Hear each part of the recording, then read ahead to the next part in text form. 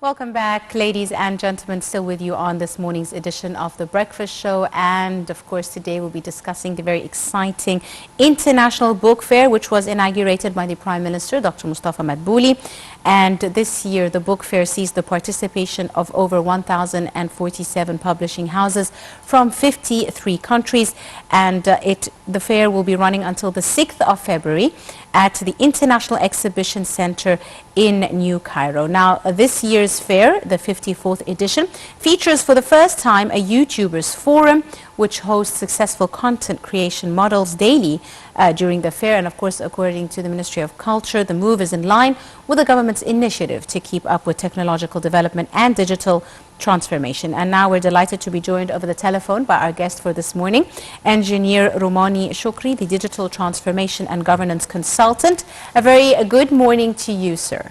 Good morning. Thank you very much, Engineer Romany, for joining us. And this year, the Cairo International Book Fair has released an e-application that users can download on their smartphones and access all of the fair's services. Could you tell us a bit more about this new introduction to the International Book Fair?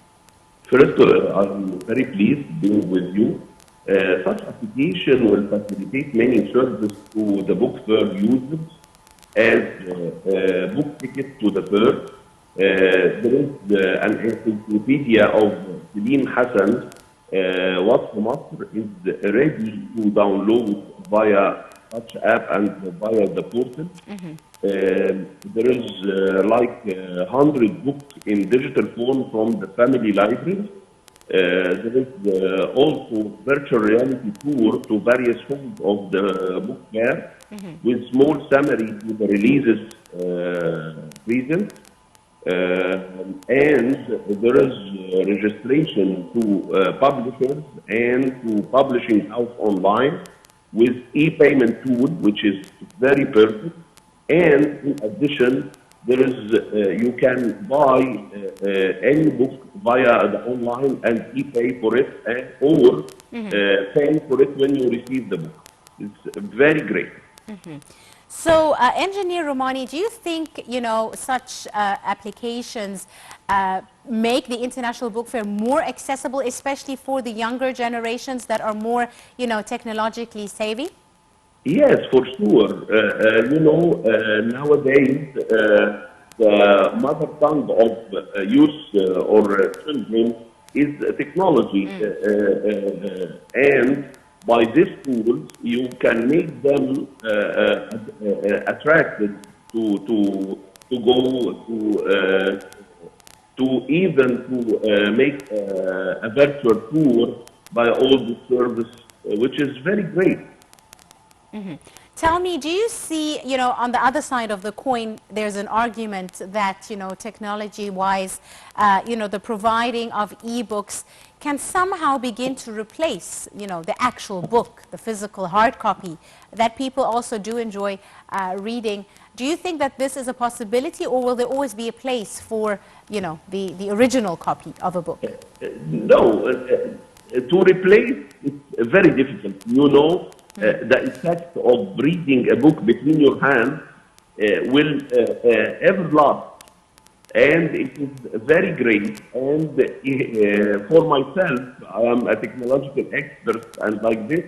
And all the time, I prefer to have a book between my hands.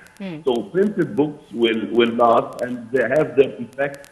But electronic books and tools like this is a facilitator, and you can use it, but the value still for printed books and lots for this.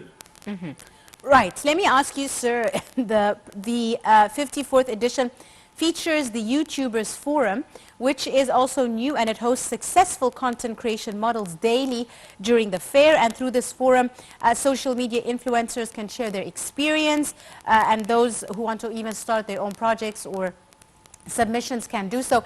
How important do you see this as a marketing tool for the International Book Fair? Social media is one of the great marketing tools, and it's leading the tools for marketing nowadays, and it's a way of interaction between each other, and it extends interaction. So it's very great, and we ought all the time use technology to be with the youth people, with the children, and we can know their ideas and put their ideas between experts and make this idea to be realistic one a day. Indeed. Right. And this year, the platform also provides a VR video to present a children's story by Professor Kemal Kileni, which is the Personality of the Year for Children. How do you see the use of technology to encourage children, to read as well as educate them on the existence of the book fair itself and encourage them to visit it as well?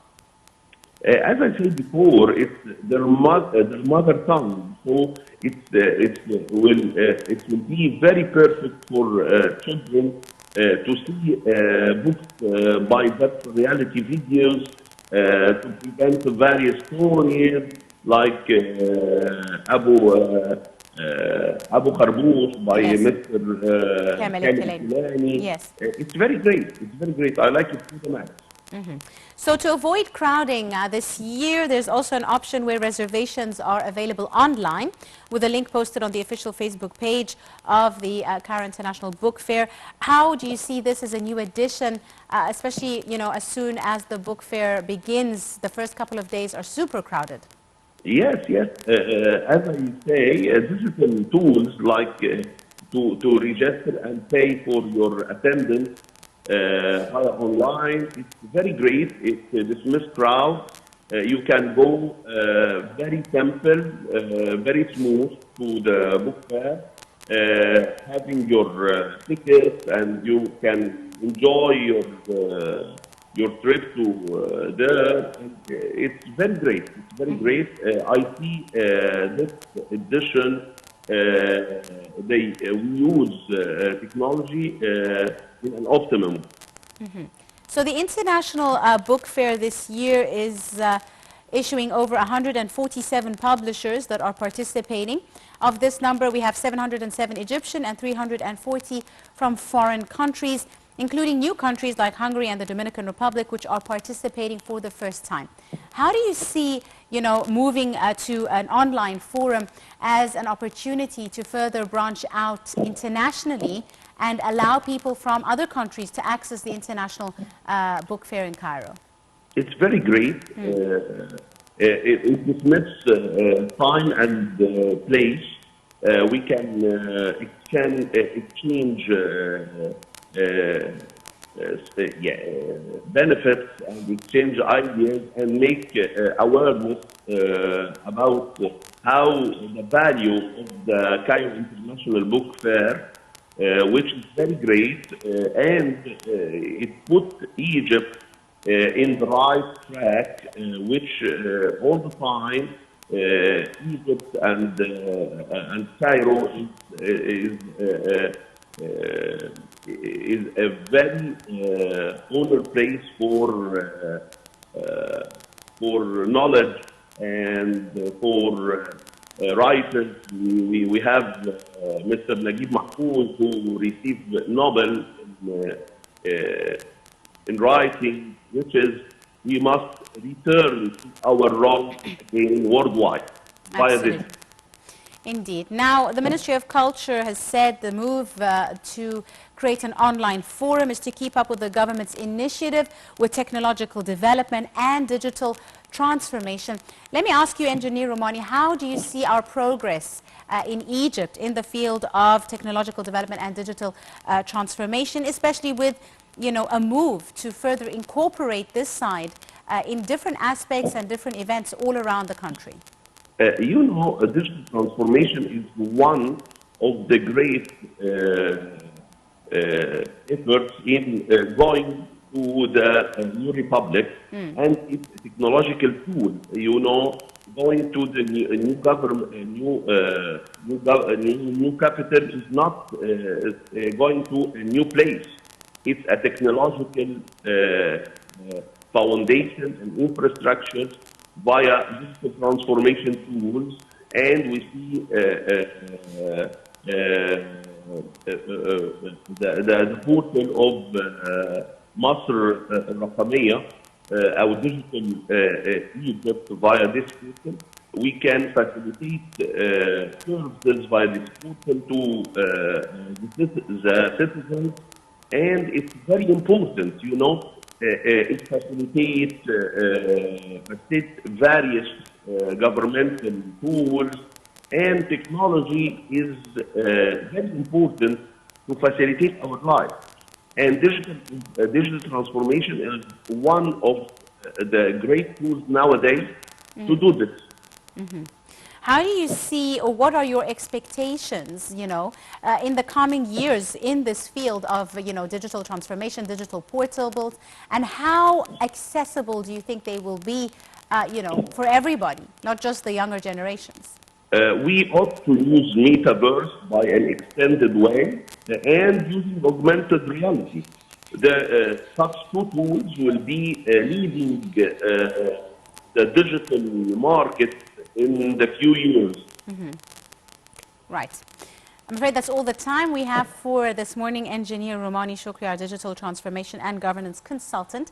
I'd like to thank you very, very much, sir, for your time and your insight, and for joining us on this morning's edition of The Breakfast Show. Ladies and gentlemen, do stay tuned. We'll be right back for more on this morning's edition. Stay tuned.